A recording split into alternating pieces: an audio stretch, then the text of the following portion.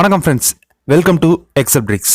இன்னைக்கு என்ன டாபிக் பார்க்குறோம் அதுக்கு முன்னாடி இந்த சேனலை சப்ஸ்கிரைப் பண்ணாமல் இருந்தீங்கன்னா சப்ஸ்கிரைப் பண்ணிட்டு பக்கத்தில் இருக்க பெல் ஐக்கானையும் ப்ரெஸ் பண்ணி வச்சுக்கோங்க. வாங்க இன்னைக்கு டாபிக்குள்ளே போகலாம்.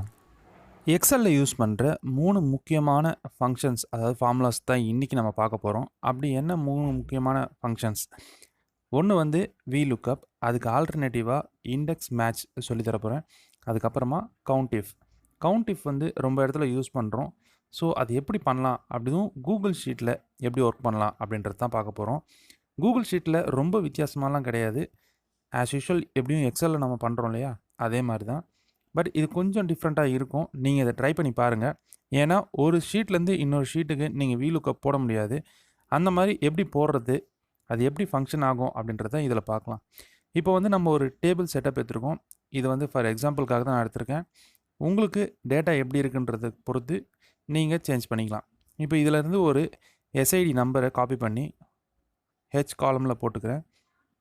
இப்போ இந்த இடத்துல ரேட் வேணும். அதாவது இந்த ஹெச் காலமில் இருக்க எஸ்ஐடிக்கு ஒரு ரேட் தேவைப்படுது. அந்த ரேட்டை எப்படி மேட்ச் பண்ணலாம், இந்த vlookup மூலயமா எடுக்கலாம் அப்படின்னு பார்த்தீங்கன்னா, எப்பயும் போல் ஒரு ஃபார்முலா ஆரம்பிக்கும்பொழுது ஈக்குவல் டு போட்டு vlookup எக்ஸலில் டைப் பண்ணுற மாதிரி டைப் பண்ணிங்க அப்படின்னா உங்களுக்கு இதில் ஃபங்க்ஷன்ஸ் கீழே வந்துடும்.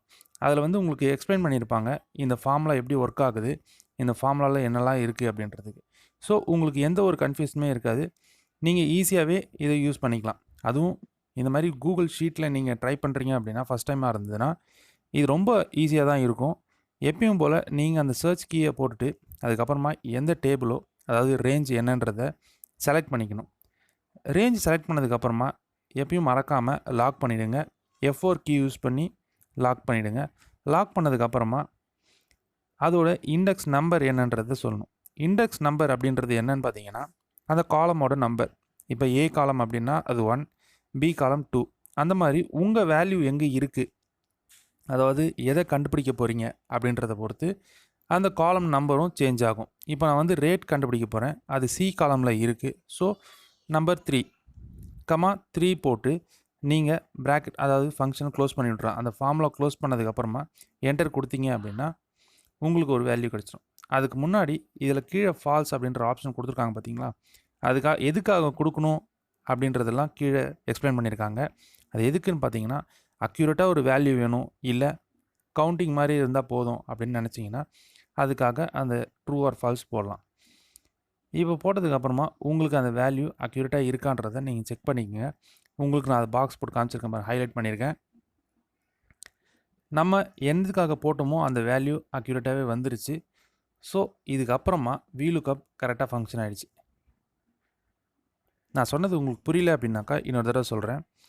நீங்கள் ஈக்குவல் டு போட்டு vlookup எடுத்துட்டிங்க அப்படின்னா சர்ச் கீ எதை தேட போகிறீங்களோ அந்த கீ, அதாவது அந்த வேர்டு, அந்த காலம் இல்லை அந்த செல்லை வந்து நீங்கள் செலக்ட் பண்ணிக்கணும். அந்த செல்லை செலக்ட் பண்ணதுக்கப்புறமா கமா கொடுத்துட்டு அதுக்கப்புறம் இருக்கிற ரேஞ்சுன்றது வந்து இந்த டேபிள் தான்.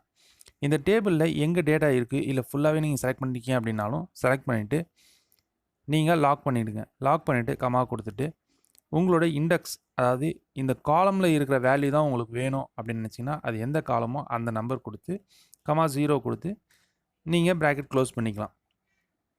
க்ளோஸ் பண்ணதுக்கப்புறமா உங்களுக்கு அந்த vlookup வேல்யூ வந்துருச்சு. ஸோ இதுக்கு எப்படி இன்னொரு ஆல்டர்னேட்டிவ் பண்ணுறது? இந்த ஆல்டர்னேட்டிவ் எதுக்காகன்னு பார்த்தீங்கன்னாக்கா, இப்போ vlookup வந்து நீங்கள் ஃபார்வர்டில் தான் போட முடியும், ரிவர்ஸில் போட முடியாது. அது மட்டும் இல்லாமல் நிறைய மேட்ச் பண்ணி போட முடியாது. இப்போ நான் ரேட் மட்டும் போட்டேன் பார்த்தீங்களா, இந்த மாதிரி ஒரு நேம் வச்சு போடுறது, இல்லை நேம் ப்ளஸ் கிளாஸ், இல்லை கிளாஸ் ப்ளஸ் ஒரு சப்ஜெக்ட், அந்த மாதிரி ஸ்டூடெண்ட்ஸ் ரிப்போர்ட் எதனா எடுக்கிறீங்க அப்படின்னாக்கா உங்களால் கண்டுபிடிக்கிறது ரொம்ப கஷ்டம். ஸோ அந்த மாதிரி டைமில் நீங்கள் இண்டெக்ஸ் யூஸ் பண்ணி, இண்டெக்ஸ் மேட்ச் அப்படின்ற ஃபங்க்ஷன் யூஸ் பண்ணி நீங்கள் இந்த vlookup ஆல்டர்னேட்டிவாக பண்ணிக்கலாம். அது எப்படி பண்ணுறது அப்படின்னு பார்த்தீங்கன்னா, இண்டெக்ஸ் எப்பயும் போல் தான் ஒரு ரெஃபரன்ஸ், அதாவது எந்த காலமில் இருக்கிற வேல்யூ வேணுமோ அந்த காலமை நீங்கள் செலக்ட் பண்ணிக்கணும். இப்போ எனக்கு வந்து ரேட்டு தான் வேணும்.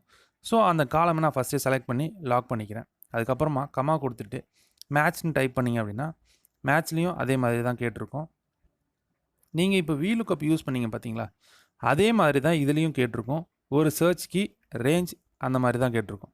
ஸோ உங்களுக்கு ரொம்பவும் சுலபமாக இருக்கும். சர்ச் கீ என்னன்றது உங்களுக்கு நல்லாவே தெரியும். அதுக்கப்புறமா ரேஞ்ச், எந்த ரேஞ்ச், அதாவது அந்த சர்ச் கீ எங்கே இருக்கோ அந்த ரேஞ்சை நீங்கள் செலக்ட் பண்ணி வச்சுக்கணும்.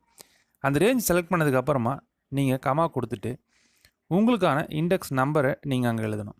அதாவது இங்கே என்ன எழுதணும் அப்படின்னு பார்த்தீங்கன்னா, எந்த ஒரு நம்பருமே நீங்கள் கால்குலேட் பண்ண போகிறதில்ல. ஏன்னா அந்த காலம் ஆல்ரெடி செலக்ட் பண்ணிட்டீங்க. ஸோ 0 அப்படின்னு கொடுத்துட்டு நீங்கள் ப்ராக்கெட் க்ளோஸ் பண்ணிடலாம்.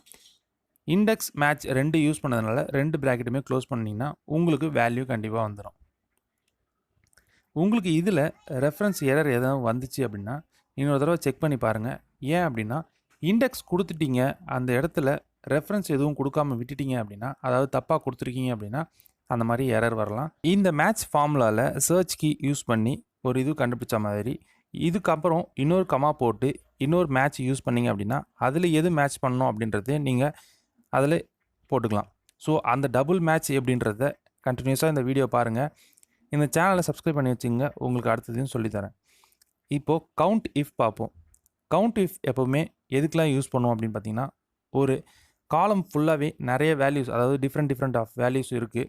அதில் எவ்வளோ சேமாக இருக்குது அந்த மாதிரி கவுண்ட் நம்பர்ஸில் வேணும், இல்லை ஒரு வேல்யூவை வந்து கவுண்ட் பண்ணணும், ஒரு நேமை கவுண்ட் பண்ணணும், இல்லை எத்தனை தடவை இது ரிப்பீட் ஆகிருக்கு அப்படின்றத கவுண்ட் பண்ணணும், இல்லை டூப்ளிகேட்ஸ் எவ்வளோ இருக்குன்றதை கவுண்ட் பண்ணணும் அப்படின்னு நினச்சிங்கன்னா இந்த மாதிரி கவுண்டிங்க்கு இந்த கவுண்ட் இஃப் தான் தேவைப்படும். இந்த கவுண்ட் இஃப் நிறைய தடவை தப்பாக போட்டிங்க அப்படின்னா உங்களுக்கு -NA அப்படின்ற ஒரு எரர் தான் வரும். அப்படி இல்லை அப்படின்னா ரெஃபரன்ஸ் எரர் வரும். அது எல்லாமே வராமல் இருக்கணும் அப்படின்னா நீங்கள் எப்பவும் போல் ஈக்குவல் டு கொடுத்துட்டு கவுண்ட் இஃப் கொடுத்துட்டு எந்த காலமை செலக்ட் பண்ணுறீங்களோ அந்த காலம் ஃபுல்லாகவே செலக்ட் பண்ணிவிட்டு லாக் பண்ணிக்கோங்க. லாக் பண்ணிவிட்டு கமா கொடுத்துட்டு என்ன வேல்யூ, அதாவது என்ன க்ரைட்டீரியாவை நீங்கள் சர்ச் பண்ண போகிறீங்க அப்படின்றத நீங்கள் டைப் பண்ணிக்கோங்க. இல்லைனா ஒரு ஆல்ஃபபெட்டாக இருக்குது அப்படின்னா டபுள் கோட்ஸ் யூஸ் பண்ணி நீங்கள் அதை டைப் பண்ணிக்கோங்க. ஒரு நம்பராக இருந்துச்சு அப்படின்னா ஜஸ்ட் அந்த நம்பரை மட்டும் டைப் பண்ணுங்கள். ஏன் அந்த மாதிரி பண்ணணும் அப்படின்னு பார்த்தீங்கன்னா, ஒரு ஆல்ஃபபெட்டை அதை எடுத்துக்கணும் அப்படின்னா டபுள் கோட்ஸ் கொடுத்தே ஆகணும். கூகுள் ஷீட்டில் இது ரொம்பவும் முக்கியமாக இருக்கும். நீங்கள் எக்ஸலில் ஆல்ரெடி ட்ரை பண்ணியிருப்பீங்க, அதில் நிறைய எரர்ஸ் வந்திருக்கலாம். கூகுள் ஷீட்டை பொறுத்த வரைக்கும் டெக்ஸ்ட்னா டபுள் கோட்ஸ் கொடுத்து தான் பண்ணணும். இதில் நிறைய மேக்ரோஸ்க்கெலாம் பண்ணுறதுக்கு இந்த மாதிரியான சிம்பிளான டெக்னிக் தான் இருக்குது. அதுவும் கூகுள் ஷீட்டில் நீங்கள் மேக்ரோ பண்ணணும்னு நினச்சிங்கன்னா ரொம்பவும் சுலபம் தான். ஸ்கிரிப்ட் எழுதுறதுலாம் ரொம்ப ஈஸி. ஆல்ரெடி டிஃபால்ட்டாக நிறைய ஸ்கிரிப்ட்ஸ் இருக்குது. நீங்கள் ட்ரை பண்ணுறது அப்படின்னாக்கா அதையும் நான் உங்களுக்கு சொல்லித்தரேன். உங்களுக்கு அதெல்லாம் தெரிஞ்சுக்கணும் அப்படின்னு நினச்சிங்கன்னா நீங்கள் கமெண்ட் பண்ணுங்கள். அது மட்டும் இல்லாமல் நிறைய இன்டர்வியூ கொஸ்டின்ஸை பற்றி நம்ம டிஸ்கஸ் பண்ணியிருக்கோம். அது எல்லாத்தையும் நீங்கள் பார்க்கணுன்னு நினச்சிங்கன்னா இந்த சேனலை மறக்காமல் சப்ஸ்கிரைப் பண்ணிவிடுங்க. இதுக்கப்புறமா நீங்கள் பண்ணது கரெக்டாக இருக்கா அப்படின்றத ஒரு தடவைக்கு 2 தடவை வெரிஃபை பண்ணுறதுக்காக ஃபில்டர் ஆப்ஷனை யூஸ் பண்ணி அதில் அந்த பிளாங்க்ஸ் எல்லாம் எடுத்து விட்டுட்டு நீங்கள் செக் பண்ணி பார்க்கலாம். இப்போ இதில் பார்த்தீங்கன்னா அபோவ் ரேட் கார்டு எவ்வளவு, பிலோ ரேட் எவ்வளவுன்றது தான் பார்க்க போகிறோம். ஸோ அந்த அபோவ் பிலோ ரேட் கார்டை வந்து ஃபில்டர் பண்ணிவிட்டு பிலோ எவ்வளோ இருக்குது அப்படின்றத நம்ம செக் பண்ணிடுறோம். இந்த கீழே ஆப்ஷனில் வந்து கவுண்ட் எல்லாமே வந்துடும். கவுண்ட், சம், ஆவரேஜ், எக்ஸலில் இருக்கிற மாதிரி ஒரு ஆப்ஷன் கொடுத்துருப்பாங்க. இதில் ஃபில்டர் பண்ணுறதும் ஒரு தடவைக்கு நீங்கள் ஃபில்டர் பண்ணிட்டீங்க அப்படின்னா அது ஒரு ஃபில்டர் 1 அப்படின்னு செலக்ட் ஆகிடும். நீங்கள் அடுத்த தடவை அதை தான் ஃபில்டர் பண்ண போகிறீங்க அப்படின்னா நீங்கள் ரீநேம் பண்ணி கூட வச்சுக்கலாம். ஸோ அந்த ஃபில்டரை நீங்கள் கிளிக் பண்ணாலே போதும், எல்லாமே ஃபில்டர் ஆகிடும். ஸோ ஒரு தடவை உங்கள் ஃபில்டர்ஸ் கூட நீங்கள் ஆல்ரெடி செலக்ட் பண்ணி வச்சுக்கலாம். இந்த வீடியோ உங்களுக்கு பிடிச்சிருக்குன்னு நம்புகிறேன். வணக்கம் ஃப்ரெண்ட்ஸ், வெல்கம் டு